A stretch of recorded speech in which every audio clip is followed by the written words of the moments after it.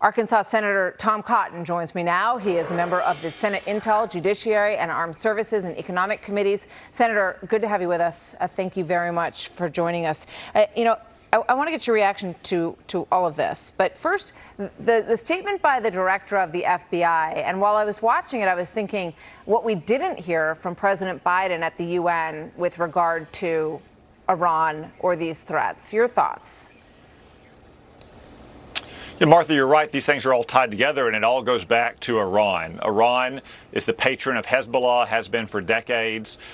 We learned from Trey Yingst that Israel targeted Hassan Nasrallah, Hezbollah's leader. Let's hope that they succeeded in killing him, because he's not just a threat to Israel. He has the blood of many Americans on his hands, as does Hezbollah, going back to the Beirut Marine barracks bombing. But that all gets back to Iran, a country that is currently trying to assassinate a former president and a current presidential nominee, Donald Trump, and hacking into his campaign. And I guess Joe Biden's response is to issue some indictments.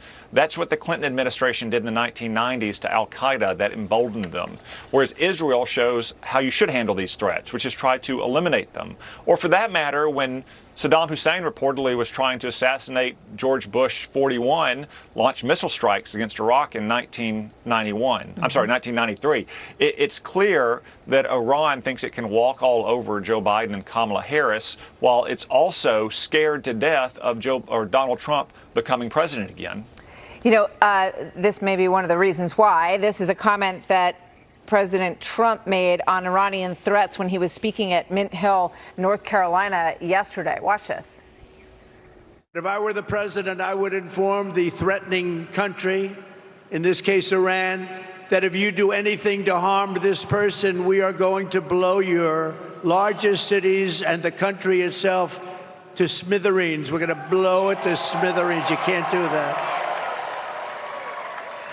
And there would be no more threats.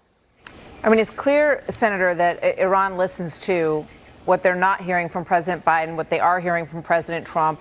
What we haven't heard much on this from the vice president either. And they're weighing and taking actions in this open window before this election, because things could change in just a few weeks. Yeah, Martha, it's absolutely clear. They're scared of Donald Trump. They're trying to kill him, if not defeat him. They think they can walk all over Kamala Harris, which they've been able to do along with Joe Biden for the last 4 years. Yeah. What about this? I just want to ask you one last question. This Pakistani national who now is in custody, who was, they believe, attempting to kill President Trump and other U.S. officials, and they took him into custody on July 12th, the day before the shooting at Butler, Pennsylvania. I mean, how active do you think this threat is? Do you feel like the government is responding in a strong enough way to all of these different data points?